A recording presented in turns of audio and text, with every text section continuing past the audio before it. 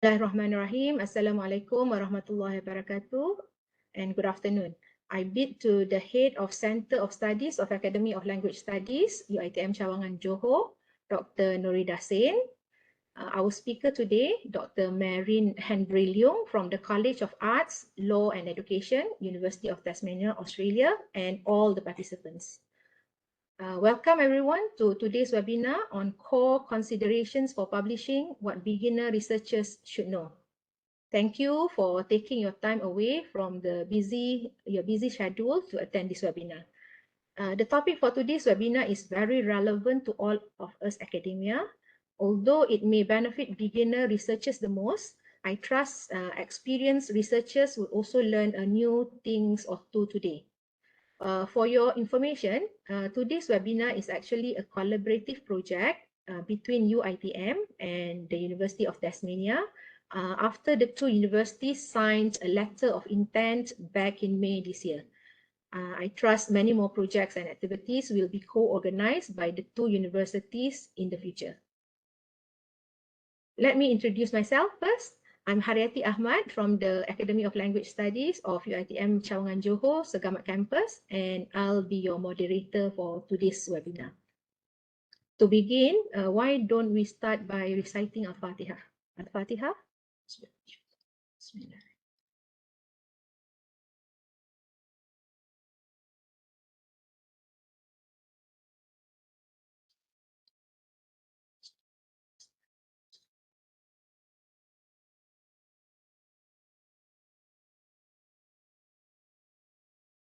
May Allah grant us mercy and forgiveness and ease all our affairs today. I would like to remind everyone, if you have any questions, you may ask Marin directly after her talk, or you can type the questions in the chat box and I would be reading the questions later. And for all the participants, please do not forget to fill in the feedback form, which will be given at the end of the webinar. Now, let's get to know our speaker, Dr. Marin Henry Leong.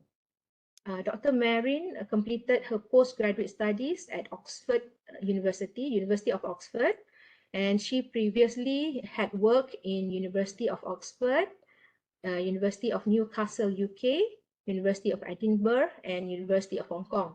She is currently attached to the College of Arts, Law and Education at University of Tasmania, Australia.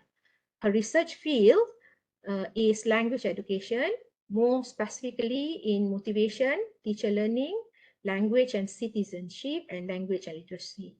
She has published her work extensively in many reputable journals. To name a few, the System, TESOL Quarterly, Language Teaching Research, and Language Learning Journal. Marin's editorial roles include being co-editor-in-chief for System, co-editor of Edinburgh University Press Textbook in Applied Linguistics, and editorial board member of Journal of Qualitative Methods and English Australia. With such credentials, she is definitely the right person to be talking about core considerations for publishing, what beginner researchers should know. Without further ado, please join me in welcoming our speaker for this afternoon, Dr. Marin Henry Leong. The floor is yours, Marin. Thank you very much. And if I can first of all say my enormous thanks to Ms. Haryati, to Ms. Sofwa and Dr. Norida for the invitation. It's a real pleasure to be with you all. I've been told this is your last day of term. So thank you to all of you who have mustered the energy to get yourselves here after what's no doubt an exhausting semester. So it's my delight to be here, and thank you for the generous introduction as well. Do be patient with me if there are technological complexities along the way. I'm not used to this platform, so hopefully we'll go through smoothly. So you've already heard a little bit about myself and my background. I have to say that one of the reasons I wanted to let you know of this background is because despite the experience that you see on this slide, I also often get rejected in submitting publications. So I just wanted to make sure that we're all understanding that rejection when we submit papers is a very common experience, and we'll come back to talk a little bit about that later. But the other thing I wanted to let you know is, what do I do when I'm not working? These are my two, as Sofwa calls them, fur babies. They are Molly and Otto, and my husband and I spend a lot of time playing with them when we're not working. It doesn't seem relevant, but one of the reasons I wanted to point this out is to just for us to keep in mind that your editors and your reviewers are human beings. All right, and we'll talk about why that's important as we go through today's presentation.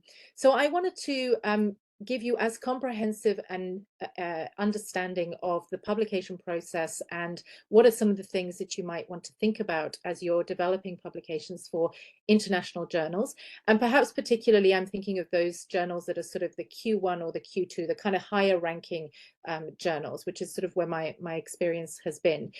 There's a lot of information in these slides, so don't worry if there are points when your concentration ebbs and flows. You will have access to these slides later, and hopefully they will serve as a resource for you to be able to come back to this and use it as a little bit of a guide as you're preparing your work. So what are some of the very general things that you should know when you're trying to get published in international journals? The first and foremost one I would say is, remember, everybody gets rejected. Even those professors that we all know and are the big names in our field, they also get rejected. And I've seen that because I have sometimes rejected their work as a journal editor. So you're not alone. And I think it's just important to remember this so that you have that resilience and that perseverance, not to give up when you get a rejection, and not to take it personally, and not to get emotional about it. It is a normal part of the process. Secondly, writing well takes practice. I am still learning how to write well, and it's something I will probably be learning throughout my career. So it takes time and it takes practice. Thirdly, writing gets better, obviously, when we reflect on the process of writing, when we not only think about what we are writing or what we are reading, but also the how. So when you're reading a journal article, you're paying attention not just to the ideas and the content, but also to how the writer is constructing those ideas and how they are constructing the argument. So that sort of analysis of the writing as a piece of writing is really helpful to extract some principles where you see, okay, this is what helps with really good writing. There's clarity here, or there's good cohesion, those sorts of aspects, really being conscious of that when you're reading as well. Writing also gets better when we get feedback. At the University of Tasmania, we've set up a research group called the Lingua Lab, and within that we have a writing group that meets once a month, and we share research ideas, or we share pieces of writing to get feedback on that writing. You may already be doing that in your institution, but if you're not, that's a really good exercise to think about, to get small groups together where you read each other's work and you give each other feedback. The other thing is perseverance. There is probably nothing more important than persevering when you're writing for publication, just not giving up. Now, beyond that, there are some sort of more, if you like, technical aspects to think about. It's important that you know who are your editors and who are your reviewers. Now, when I say that you know your reviewers, obviously most journals adopt a blind review process, but you do need to have a sense of, generally speaking, who is out there reviewing papers. And we'll talk a little bit about the reviewers in this presentation.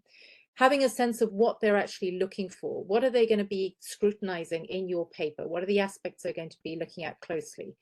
What is the process of the publication, of the review process, of revisions, and so on?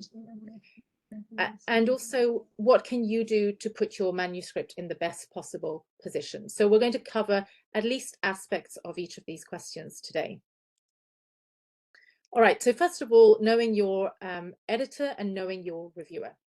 So who are these people? Very important to remember that they are all human beings. And that's important because actually the relationship between the author who's submitting a paper and the editor and the reviewer is very important. And if it's not handled well, it can actually lead to poor outcomes for you, for the author. All right. So if for example, an author is perhaps not as polite as they could be with the editor, or if they are very demanding, or if they are, for example, questioning judgments a lot, it's not necessarily taken well. So remembering that you are actually interacting with another human is really important in the review process. And that's sometimes difficult to remember because everything is so automated in the systems that we feel like we're just interacting with a computer, but there is a human being at the other end. So think about if you were actually interacting with this person face to face, how would you do this? How would you ask the questions that you have? How would you ensure that there's a good relationship that develops? Remember, they can be sick and they can be flawed in making judgments. That's to say they're not perfect. They may make mistakes in their judgments. That happens sometimes. It's not usual because there's a good, robust process. But, you know, it does happen. There may be times when you disagree with the outcome. And unfortunately, that is the final outcome. And that's what you have to go with. It doesn't mean that they were right, but it is the final outcome. There may be slight delays in that review process because people are sick, because people have very big workloads, etc. So just remember that. So patience is really important in the process. Sometimes what happens is if authors push editors too much to get a quick response, their paper is likely to be rejected because they're not able to give the reviewers the time that reviewers need to do a good job. And rather than accept a paper that is not properly reviewed, the editors will reject it, and rather than take the risk. So again, that patience, that remembering that human aspect. They're usually full-time academics, reviewers and editors. The editing job is by no means their full-time job. So they're trying to fit it in to everything else. And you're all busy academics, no doubt, so you know what that's like. Typically, they will be on a 40-40-20 contract, which means 20% of service. And the journal editing role falls within that service role and is one of the many service roles that they play. So it may end up that they get something like, you know, 3-4% of their workload is given over to the editorial role. So they're very, very busy people and they're juggling multiple commitments. So just bearing that in mind. Also, however, editors and reviewers, particularly editors, are always interested in seeing sorry, I'm not quite sure why it's muting. So they're looking for, they want to see the field grow. So they're looking for papers that are going to help that field grow. And that'll be important as we go through the presentation to just keep that in mind. They're going to be looking for things that are extending our knowledge, that are actually taking us somewhere that we haven't already been and showing us things we don't already know. Reviewers and editors may be people that you've cited. Now, one of the things that we find is when you are choosing your sources, you do need to be a little bit strategic in the literature that you cite.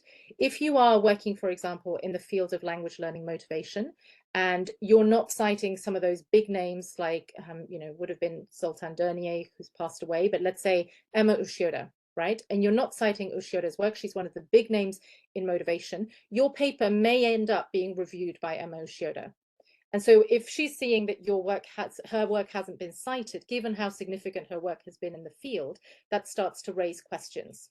Okay, so thinking about who is likely to be reviewing your work, given the sorts of concepts that you're drawing on and the ideas that are in your paper. And you can use that strategically as well, because if you want your paper to be cited by authors who think in a particular way, then you want to be possibly citing those authors, if that's the kind of person you want to review your work. Okay. All right. They're not paid to review, so it's all volunteer work. So again, just keep that in mind. Editors are active researchers. They will always have a highly specialized expertise in one area or another.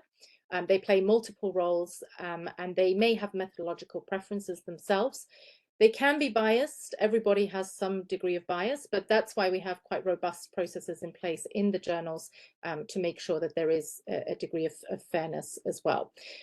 The reviewers that we select for papers typically will try to go for someone who has expertise in the methodology and someone who's got expertise in the substantive area. They may have both.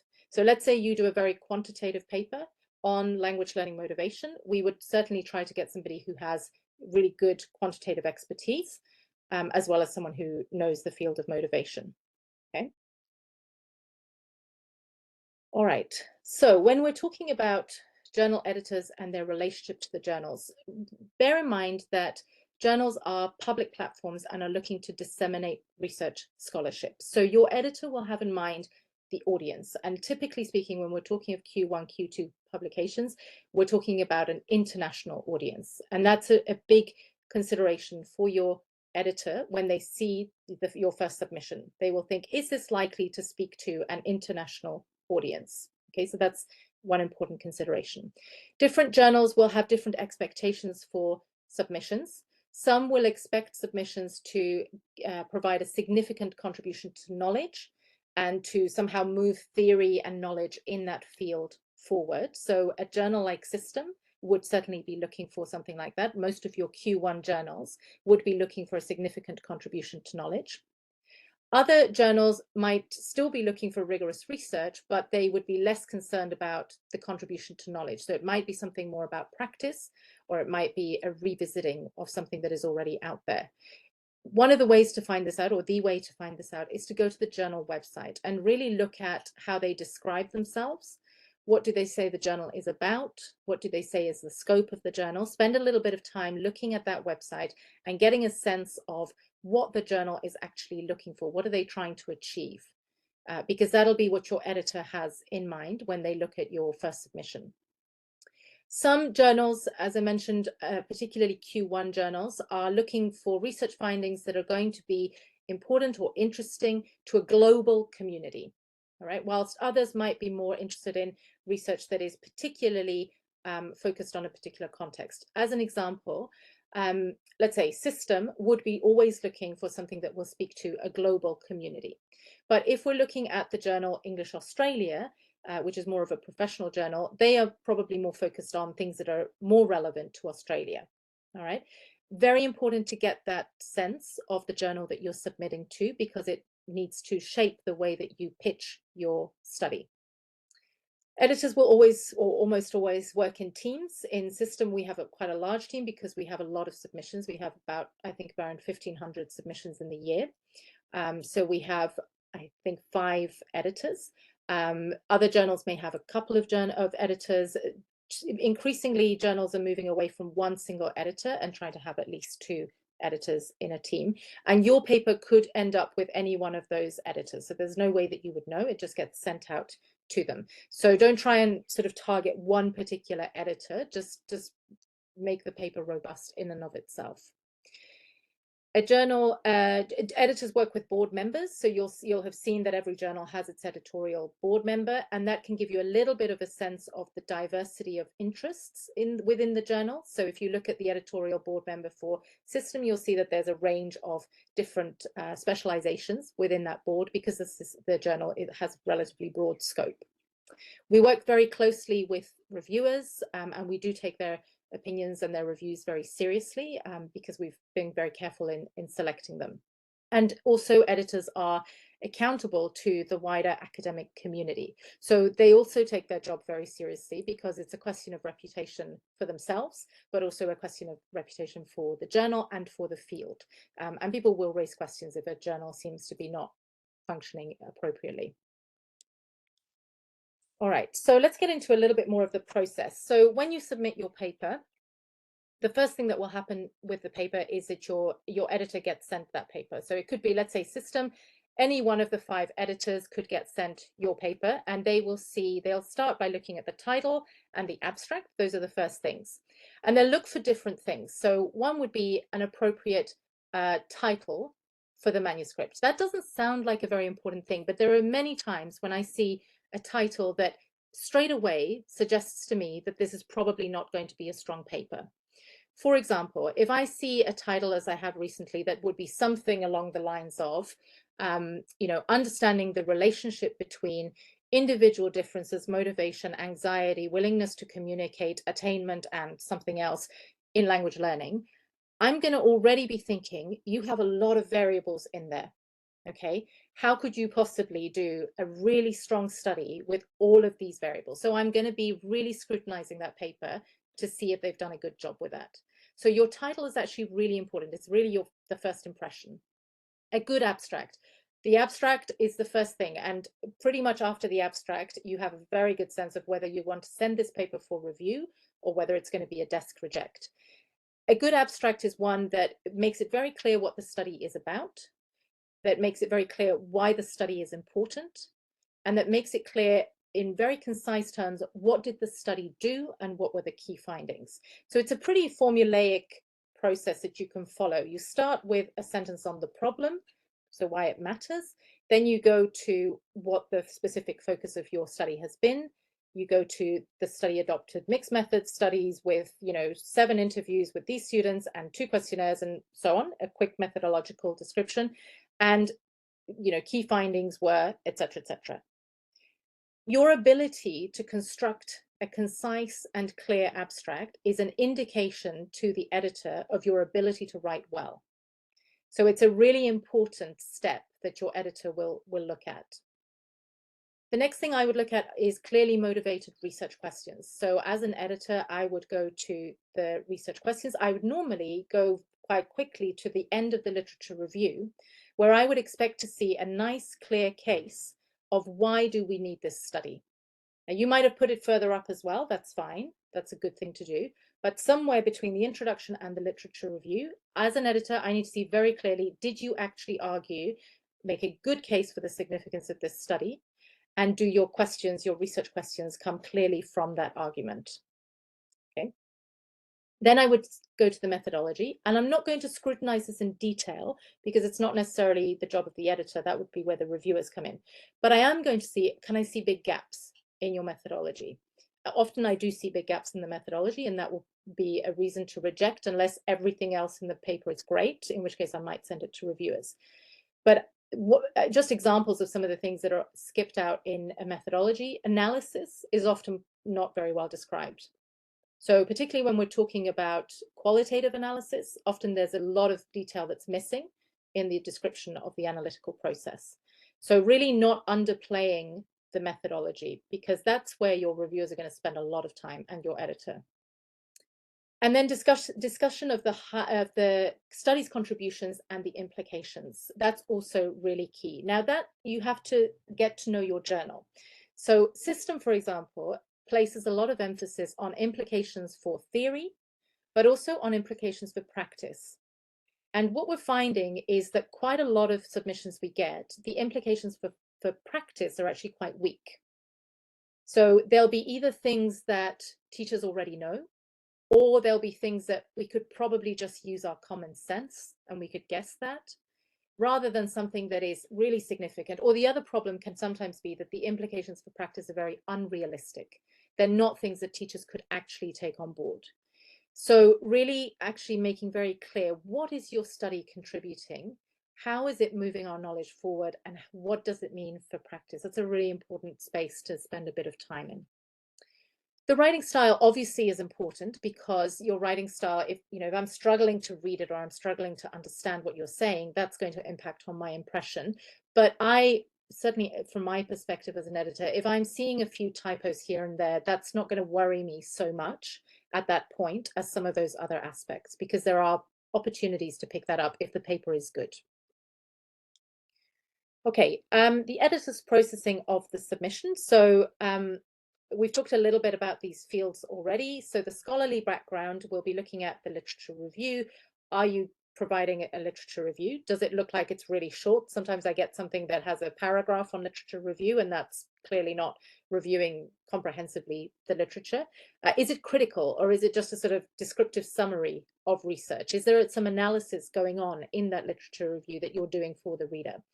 The contributions to the field, we've talked about. The research methodology is really crucial, as we've talked about.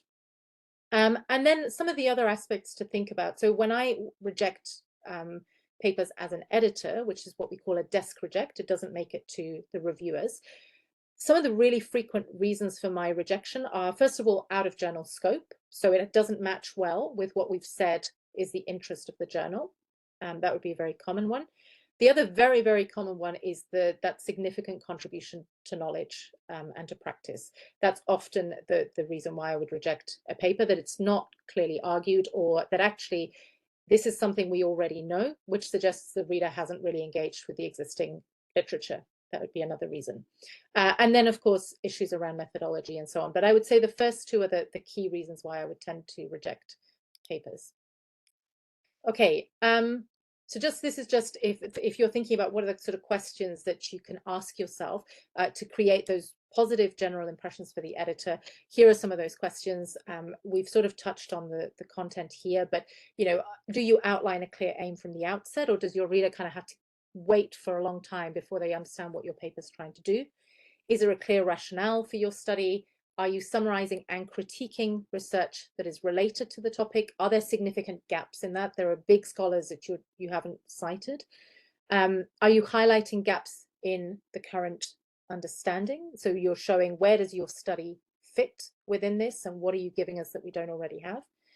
The significance of addressing these gaps. I used to have a tutor who would say, we don't have studies in how to knit underwater, but that doesn't mean that we need studies in how to knit underwater. So just because there is a gap doesn't mean it's an important gap, right? So thinking through, why is this important? What difference will it make?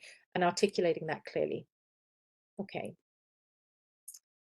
So then we start to get into the detail, and this is where really probably your reviewers start to play more of a role. So if the editor has decided, okay, those things are generally looking okay, they will send it to the reviewers. Normally, at least 2 reviewers would be in that first process. And as I said before, they would normally be selected on the basis of their methodological expertise, their substantive expertise, or both.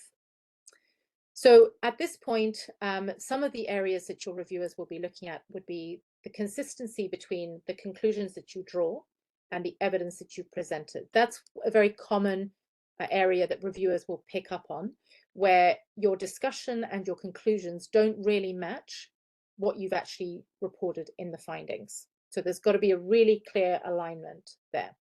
The other thing that can sometimes come up is the use of a discredited method. So, for example, if you are, let's say you're doing, I don't know, motivational research, just because that's one of my fields, so I keep coming back to that. If you're just doing a survey on motivation, it's very likely that a journal like System is not going to accept that. The reason is that we have come to an understanding that surveys give you one point in time and are very limited in what they can tell you about motivation, which is actually very dynamic and changes a lot over time. So there's a bit of a mismatch there with how we're thinking about motivation nowadays and that method that's been chosen. So that'll be something that they would look out for. And so it's important that when you're reading journal articles, you're also looking at how up to date are they, and what are the methods that are being used in cutting edge research. So not sort of research 10, 20 years ago, but really what's being used now in those key journals. The other thing might be that you've ignored a process that is known to have a strong influence on the area under study, whether that's, as I say, with, for example, motivation, if you're ignoring the whole complex dynamic systems move in motivation, where we're starting to think of things as systems, that's probably going to be something your reviewers are picking up on. So it's, I guess, showing that you know the field and you know where we're at in the field, and that understanding has shaped your study. Other things that your reviewers might pick up on in terms of methodology, because methodology is often a big focus, are your sampling strategy. Was it robust? Did you explain it well?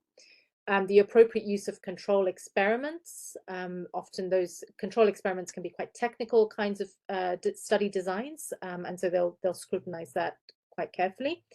The regularity of sampling in time-dependent studies. So when you're looking at, again, let's say motivation, we've said it's dynamic. Are you looking at different time points in terms of your data collection? Or did you just get a one-time snapshot that really doesn't reflect that full picture? The validity of the questions, the use of detailed methodology, and the data analysis being done systematically. And the only way that your reviewer will know if it was done systematically is if you tell them. If you give them sufficient detail that they can see transparency and systematicity in the way that you approach this. So really, going back to what I was saying before, not skimping on the detail in your methodology and in your analysis, but really laying that out and making it very clear, the step-by-step. Similarly, with qualitative research, this is one area where, again, reviewers will often pick up issues, is where the analysis or the interpretation of the data doesn't really seem to match with what we're seeing in the quotes. So, and I have this actually a lot with my PhD students, but it also happens a lot with junior scholars, where you see some interpretation of data and you look at the quote above and you're thinking, I just cannot see that in the data. So, which is what we call going beyond your data. That happens quite a lot in qualitative research, and it's something and it's easy for all of us to do, because we have that fuller picture. You know, a reviewer coming to your paper just sees the data on the page and your interpretation and has no wider context. So if they can't see the match, they're going to see that as a weakness. So you've got to make it really clear, how did you get to this interpretation from this data? Okay. All right, other major flaws can be around insufficient data. That does happen quite a lot. Again, particularly with qualitative data, often what we see is, you know, maybe the methodology reports that they did lots of interviews, but then when we get to the findings section, all we see is 2 or 3 quotes.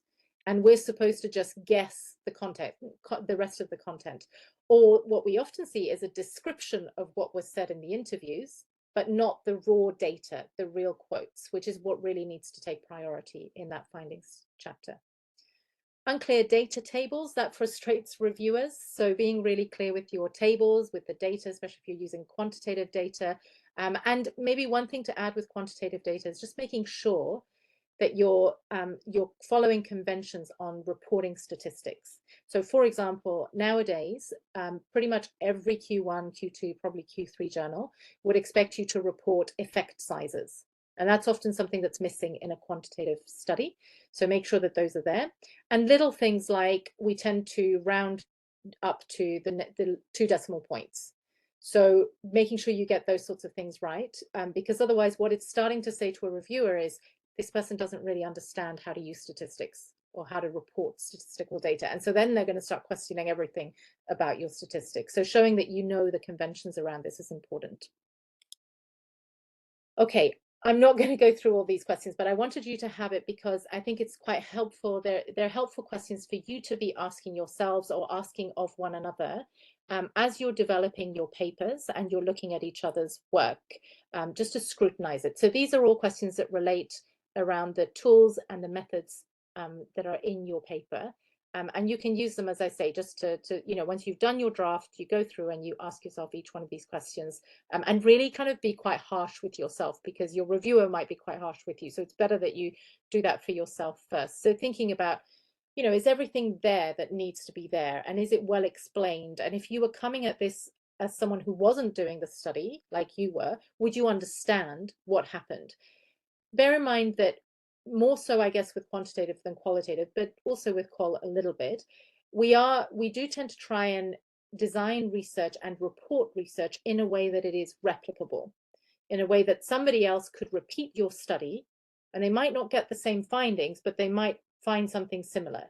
If the methodology is very lacking in detail, that replicability is threatened. So think carefully about the information that needs to be in there. Apologies for the dog if you can hear the dog. I'm not sure if you can, but I have asked her to be quiet. Then we've got a series. Oh, sorry, hold on. We've got a series of questions on the results and discussion, and again using those in the same way to scrutinize your work, your writing. So does the paper provide a summary of the findings? It's a good way to start your discussion, is to remind the reader, okay, so we've gone through all the detail of the findings. What is that big picture? What is all of that? How can we summarize that to something concise? You know, was the statistical analysis conducted rigorously? Is that clear to the reviewer? Were the interview quotes, where interview quotes were used, did you explain how you selected those? So again, that's an important detail that's often missed. And the danger with that is that reviewers might think that you are what we call cherry picking. You're looking at your data and you're thinking, oh, I like this bit, so I'm just picking the bits that I like, or the bits that are dramatic, or the bits that, you know, just might make for sensational writing. That always worries reviewers because it suggests a very biased approach to your data. So really having a systematic approach to how you're selecting your quotes. And it could just be a line where you explain to the reader that the quotes that are presented were presented because they are representative of the group, or sometimes because they show an interesting uniqueness. Whatever it is, but you give that transparency and you explain that to your reviewers. The other thing I wanted to pick up on here is particularly this idea of the analysis and the interpretation of the data being underpinned by the conceptual framework. Now, particularly, I guess, for beginner researchers, but probably for all of us a little bit, the idea of theory is always a little bit frustrating or a little bit difficult to grasp. How do we theorize? How do we theorize our research? How do we theorize our findings? What constitutes a robust conceptual framework? So this is where, if you think about your literature review is where you've presented the sort of core concepts and the core explanations for the phenomenon that you're actually going to research. So let's say, going back to motivation, that I'm saying, okay, I understand motivation as something that is complex, so it's an interplay of lots of factors, and something that is dynamic, so it changes over time. If that's how I say I'm viewing motivation, I need to be using that conceptualization consistently throughout my paper. So that means once I've done that in the literature review, the study design should surely reflect that dynamic and complex interplay. So if I say motivation is complex and it's dynamic, it changes over time, and then I do a single survey, there's a conflict there. It doesn't match, right? Similarly, when I come to interpreting my data, I need to remember what is that conceptualization of motivation that I proclaimed at the beginning. So that's got to run all the way through. And when I get to my discussion, how do I bring in that idea of complexity, of dynamic aspects into my discussion? So my conceptual framework is, if you think of it as a picture frame, everything comes within that picture frame. All right, so everything's got to be consistent and it's got to align with that conceptual framework. And that is something that both your editor and your reviewer will be looking at very closely. If there is a strong conceptualization in your paper and if that runs throughout your paper. All right. So those are the sort of details that they're going to be looking at in the first read. And then your reviewer is likely to do a second read. Some reviewers will combine these things in the same process, but some will read first for the initial detail, and then they'll go to these particular aspects. This is where we come to conclusion and implications. Often, if your reviewer has seen big problems in the earlier parts of the paper, they won't get as far as conclusion and implications, because they will assume that if there are big problems in your methodology, your conclusions and implications are going to be flawed, because they're on the basis of a problematic methodology. So they may not get as far as this. But if they do, these are the sorts of questions that they would be asking. Are there implications for theory and practice? Do they take us beyond what we already know or what we could guess? Are they clearly connected to the data so we can see how you got there? Do they take account of the existing literature? So also, are they not just repeating what the literature has already told us? And how relevant are they likely to be to the journal's readership?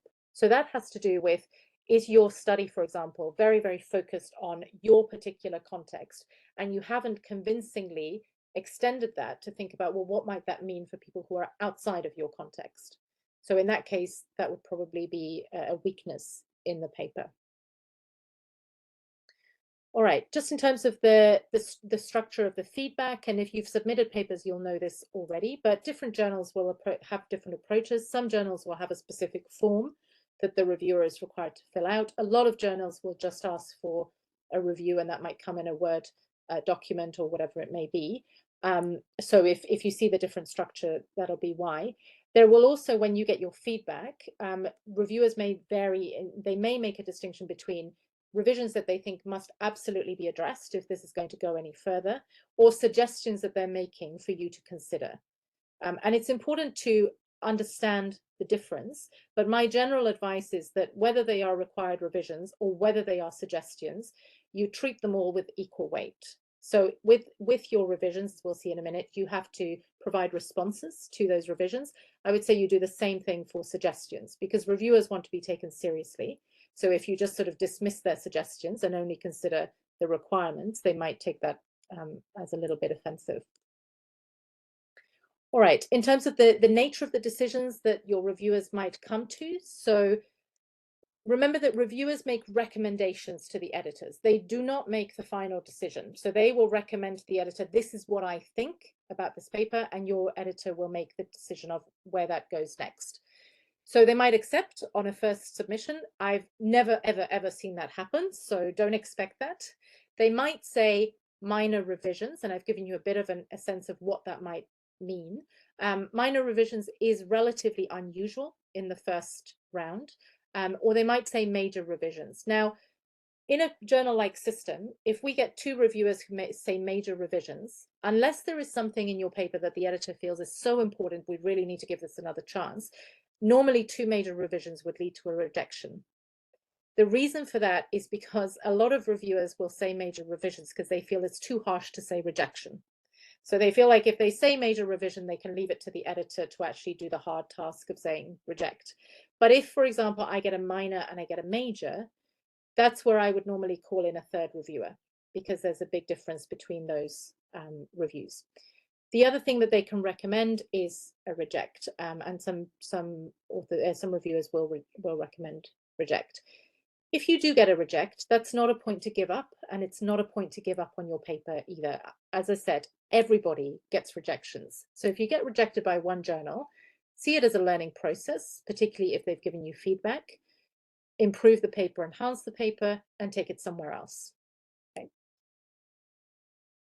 All right. If you've been given minor or major corrections by the editor, that will give you an opportunity to revise your manuscript and resubmit it to the journal.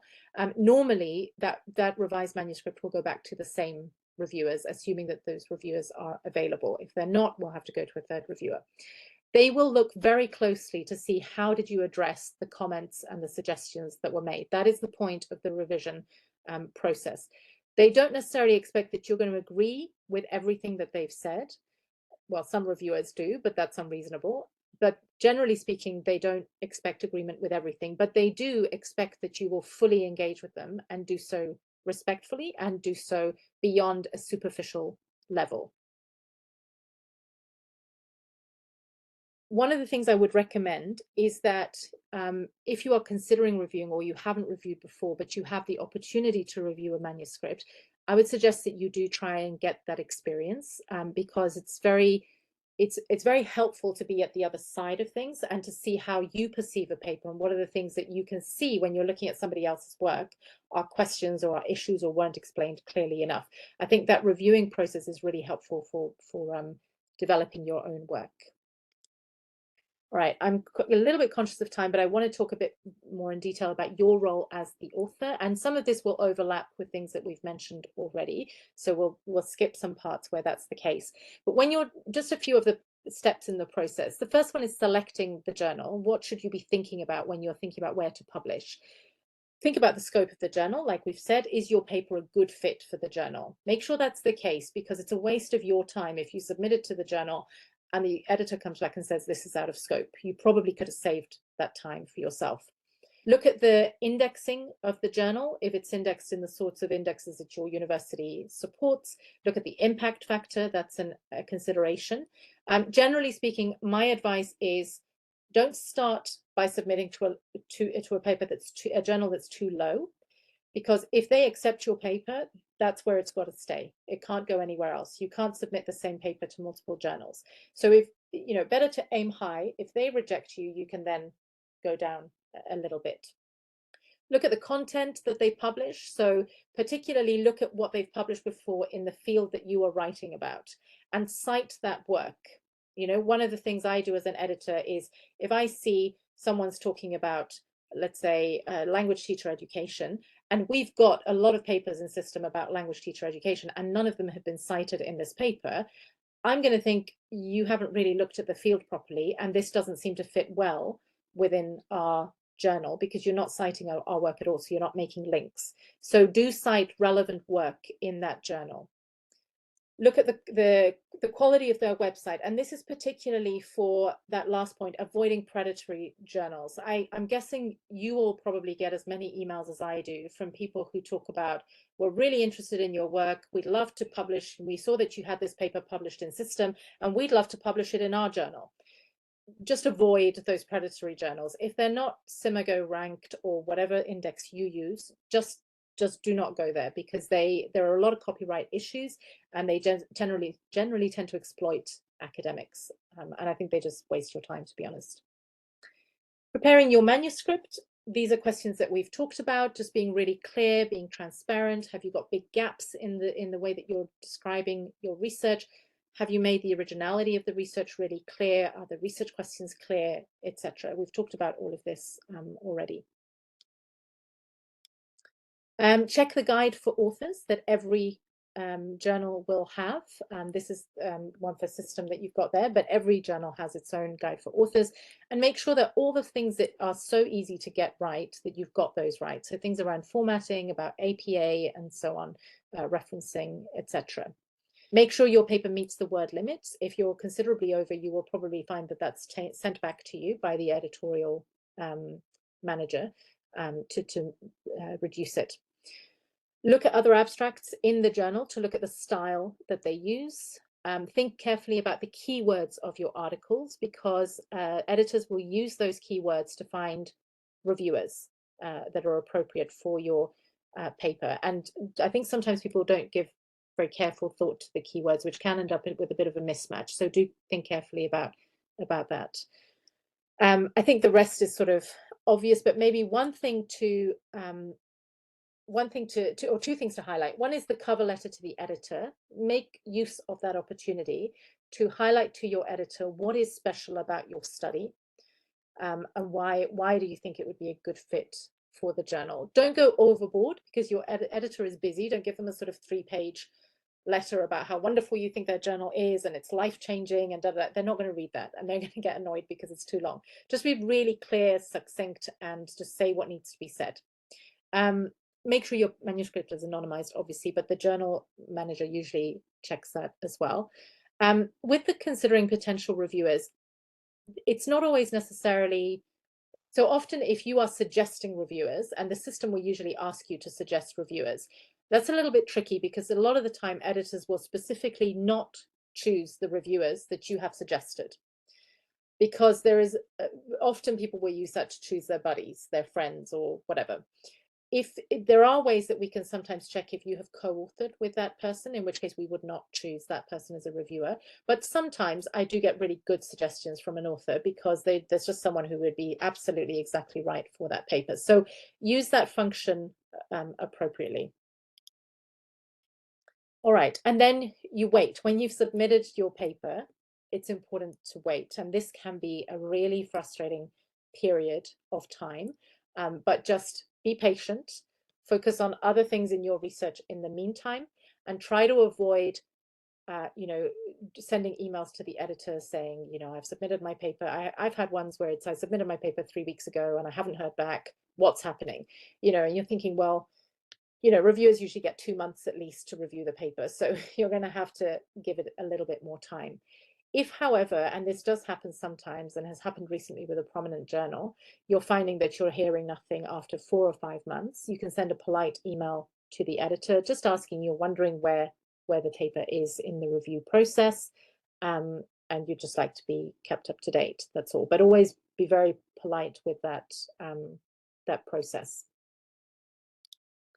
All right, now responding to reviewers is a really important aspect of the process.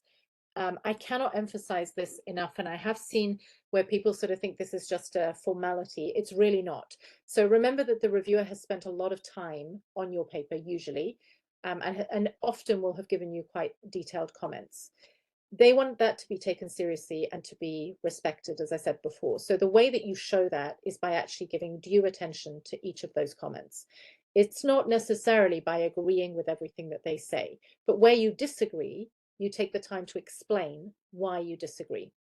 So the first thing is, do not omit any of the concerns that are raised by the reviewer. All right, always respond to each one. Try to use some sort of indication in your manuscript of what changes you have made. And I would say generally, I advise people to submit a response to reviewers that has the reviewer's recommendation. It's got a table, reviewer's recommendation, my response, and changes to the manuscript. So it's very easy for your reviewer to see straight away. They will also have the marked up manuscript that they can see, but straight away on that table, they see exactly what's happened in response to the suggestions they've made. Try to avoid simply putting yes or I agree or no. Actually state, if it's a typo, you say we've corrected the typo. Otherwise, it looks a little bit lazy, like you've not taken a lot of time over this. And yeah, if it's a more serious error or a more serious revision that you have to make, just say, you know, our apologies for missing this and thank you to the reviewer for pointing this out. We have now amended accordingly in the manuscript. The other thing to say is you will, as I said, normally have 2 reviewers. Sometimes people will respond to the second reviewer by saying, please see response to the first reviewer. That's not a good idea because that makes your reviewer have to do the work to try and find your response to the other reviewer. Just treat each one individually, respond to each of the comments of each of the reviewers in turn. This is a really important part of the process. Pick your battles wisely. So there may be things that you don't agree with the reviewer, but it's actually a very easy thing to change and doesn't make a lot of difference to your paper. Go with the reviewer just to, you know, to show that you're on side. Be tactful when you're explaining why you disagree. Remember that sometimes your reviewer may actually be the big name in this field. So if you come along saying, well, I completely disagree and I don't understand why the reviewer would say that, the reviewer is going to think there's not a lot of humility there. So actually really kind of, you know, taking the time to explain and to think carefully. If the reviewer hasn't understood something in the paper, don't assume that they're being ignorant. It may well be that you haven't explained it properly. So you can take that as an opportunity to just explain it in a different way, because if your reviewer didn't understand it, there'll be many readers who probably won't understand it either. So it's an opportunity. All right, and always thank the reviewers, thank the editor and thank the reviewer for the time that they've taken. I think I'm going to skip there. So then you've got your final outcome, or actually, no, I'm not going to skip there because I think I want to, yeah, rejection. So you've got 2 possible outcomes that come from that review process. The first is rejection, and we've said rejection is normal. Don't take it to heart. Don't take it personally. Don't start questioning, should I ever have been an academic? Maybe this is not the job for me. I mean, I've been through all of that. You know, and then you realize that your very established supervisor or professor or whatever has also been rejected. So it is normal. Okay, read through the reviewer's comments very carefully, even if your paper's been rejected. So maybe to take a bit of time, separate yourself from the process and then come back to those comments and have a read through those, because they can help you improve your paper and your future writing. If you are able to, if there are comments or revisions that you're actually able to change without having to change the design of the study, then think about how you could do those and aim for another journal with a different scope or with a different ranking. And if your paper is accepted, celebrate, enjoy, and then don't just leave it there. Think about, obviously you'll still be engaging with the journal because there'll be a few steps that need to happen before it actually gets published online. So making sure that the copy editing is done, that the acknowledgements are appropriate, that if you were funded, the funders are acknowledged, you know, and then thinking about how do you actually promote this. So journals are really keen and editors are really keen that you promote your publications because it's good for them, but it's also good for you. So thinking about how do you share that work. All right, that is me, but I'm very happy to take questions and so on now. Thank you very much, Mary, for such an excellent talk. I think all of us learned so many different things, and I think you also skipped a few slides because of time constraint. But it has been kind of you to share it in the PowerPoint slides in our chat, yeah? Okay, so to start the ball rolling, I think there's one question in the chat. Yes. So here from Nurul Rauza, so she said thanks for the talk, and she would like to ask on how to reply to the editor in rebuttal for reviewer when we address each and every comment by them. For example, if we select a few parameters for a paper, then the reviewer asks us to include another parameter together. So how do we actually rebut or answer that when a reviewer asks us to include another parameter? Okay, so so there are 2 things here. One is the first thing, as I said, is that you need to think about, is it possible to do that? If it is possible, and if you can see that actually it would enhance the study, then obviously the answer is go ahead and try and do it.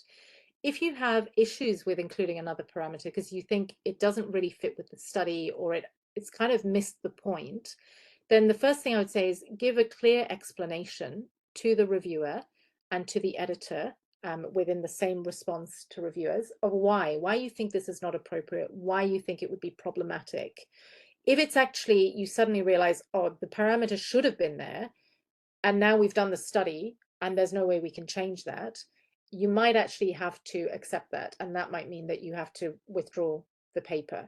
So it depends a little bit on what your view is on that parameter and whether it should actually be included or not. But as I say, you don't feel that you have to agree always with the reviewers. Reviewers want you to agree with them, obviously, but it's your job to sort of make a strong case for why this is not the case. Occasionally, I remember a little while ago where I submitted a paper with co-authors to the Oxford Review of Education, and there were a couple of suggestions from the reviewers that we didn't feel were appropriate, and that one of the reviewers was actually pushing quite a lot on, but we felt showed they didn't really understand the field actually rather than our study. We then communicated with the editor specifically, and we explained that dilemma. And in the end, they actually decided to accept the paper. So remember that the editor makes the final decision on the journal, on the paper, sorry. I think that's a very clear answer. And there's another question from Amirul Azwan. For high index publications such as Scopus and WOS, what are the realistic timeframes for the whole publication process from peer reviewing and editing and etc.? That'll vary for every journal, and most journals nowadays, or a lot of journals nowadays, will actually put that on their website. So it is something that you should look at when you're submitting. I think for system, we are probably around something like 9 to 10 weeks on average at the moment, I think. That's not necessarily, that's not from submission to publication, but it's the review process. That's pretty quick though. Most journals won't be that quick. I think with system, we've just been working really hard to try and get that processing speed up. But have a look on the websites of the journals. And it is a consideration. I had a paper that I submitted to a journal, a Q1 journal, that was in the system for about a year. And in the end, I just withdrew it. And it turned out the journal was sort of having issues and so on. So, so I think, yeah, just look at the websites. Okay, so if anybody else has any more questions, you can ask directly to Marin.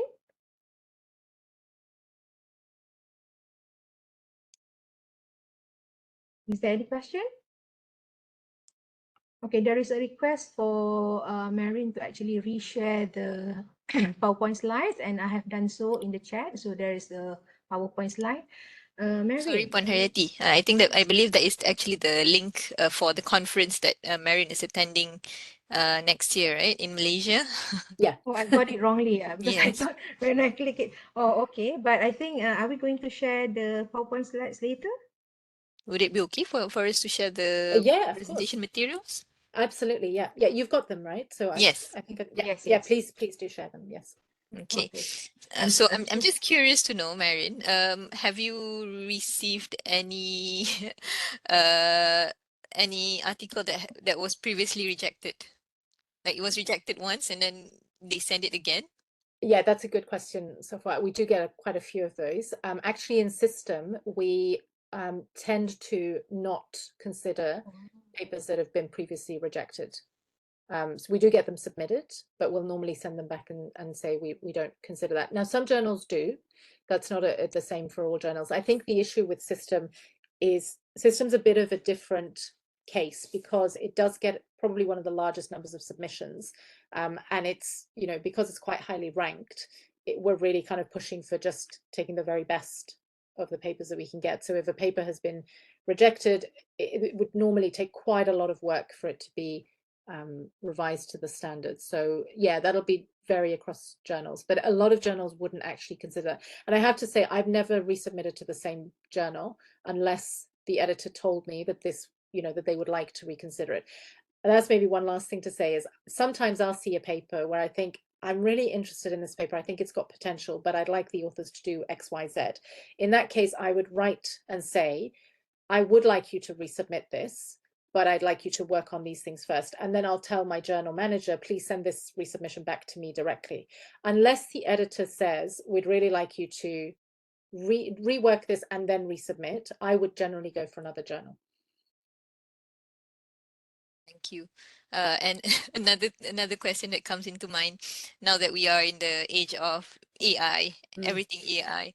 do you have any, does your journal have any specific mechanism in, I guess, sort of like identifying or maybe differentiating between what could be an AI generated paper? We are currently in the panic stage of that. That's that dimension. No, and I mean we're looking at it. So System is an Elsevier journal. So Elsevier is looking at what sort of mechanisms and processes. I know that Turnitin has a function that is able to pick up AI generated material. It's not 100% reliable, so we would look at that normally individually as well. But I think we're not at a stage yet where we can reliably pick up everything that is AI generated. There is also a sort of ethical issue here, because what the journal does require is that authors will declare the use of AI in generating their writing.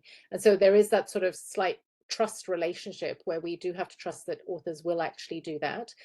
You know, and a lot of authors will use AI, ChatGPT, to check their work. That's not a problem, but they need to declare it. So yeah, we're sort of still working our way through this space, but we're starting to come out with guidelines, I think. Okay, thank you. Do we have another question?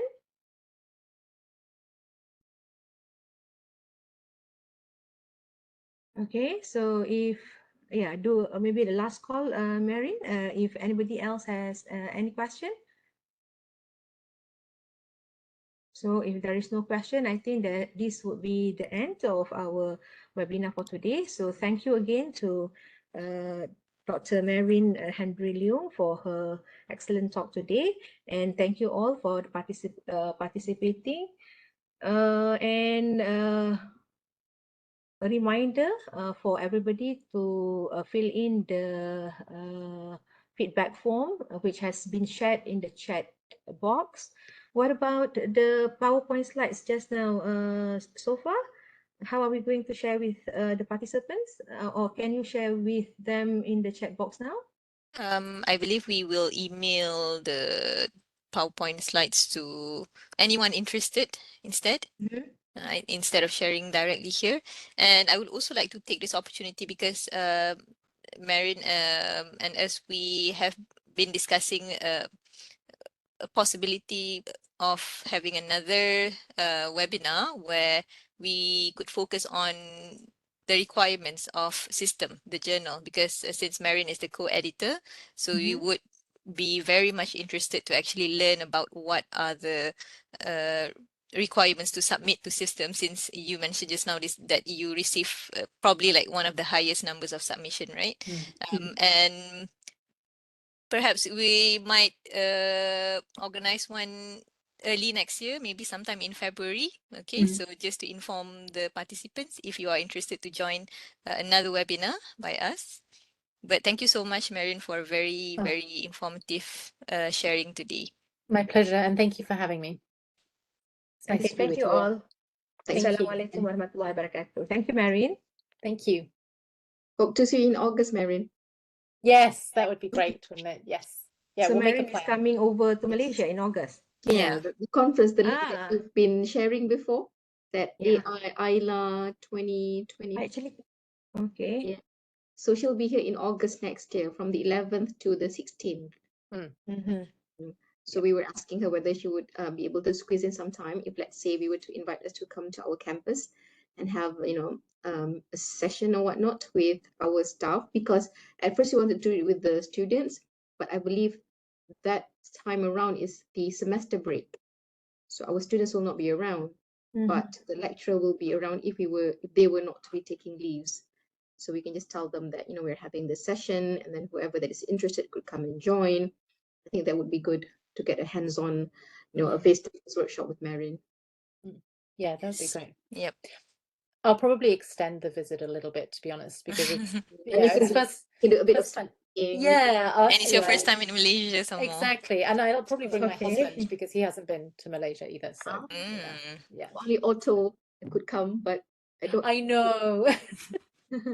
That would be lovely. Yes. Yeah, so I think if our participants might be interested to join another webinar, maybe where we have you speaking live from Malaysia, then perhaps we can arrange that too. Right?